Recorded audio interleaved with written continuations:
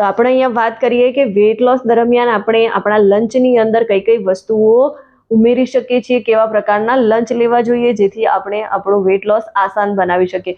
તો હું એવા તમને 3-7 એક આસાન લંચમાં લેવા જેવી વસ્તુઓ જણાવીશ. સૌથી પહેલા તો આપણે આપણું વજન ઓછું કરવું છે તો ખાવા પીવા ઉપર ધ્યાન આપવું ખૂબ જરૂરી છે. અને ખાવા ઉપર ધ્યાન આપવા માટે સૌથી મોસ્ટ ઇમ્પોર્ટન્ટ વાત લંચ, કેમ કે ઘણા બધા લોકો લંચ બ્રેક કરી દેતા હોય છે. તો લંચ લેવું ખૂબ જરૂરી છે. જે સમયે આપણા બોડીને ખાવાની જરૂર હોય છે એ સમયે બોડીને ફ્યુલ આપવો ખૂબ જરૂરી છે. જો આપણે ફ્યુલ વ્યવસ્થિત રીતે નથી આપતા તો બોડી સારું પરફોર્મન્સ નથી કરતી. તો લંચમાં આપણે સૌથી પહેલા તો મગ દાળના ચીલા લેવા જોઈએ.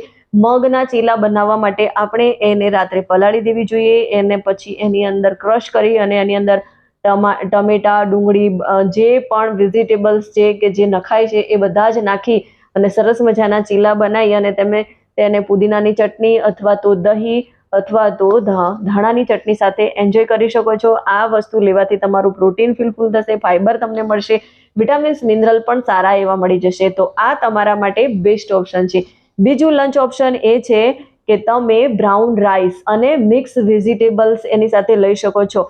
કેમ કે સફેદ ભાત કરતા બ્રાઉન રાઈસની અંદર વધારે પ્રમાણમાં ફાઈબર છે, ન્યુટ્રન્ટ સારા એવા છે અને સાથે તમે વેજીટેબલ્સ એડ કરો છો એટલે કે સબ્જી ખાઓ છો, ગ્રીન સબ્જી, તો એ તમને ફૂલફિલ અને તમારું કોમ્બિનેશન પણ સારું થાય છે. અને તમારી મગજની અંદર માન્યતા કરી ગઈ છે કે ભાત ખાવાથી વજન વધે છે. તો આવી રીતે કોમ્બિનેશન કરીને ભાત ખાશો તો વજન નહીં વધે, પણ તમારું વજન ઓછું કરવામાં તમને સરળતા રહેશે.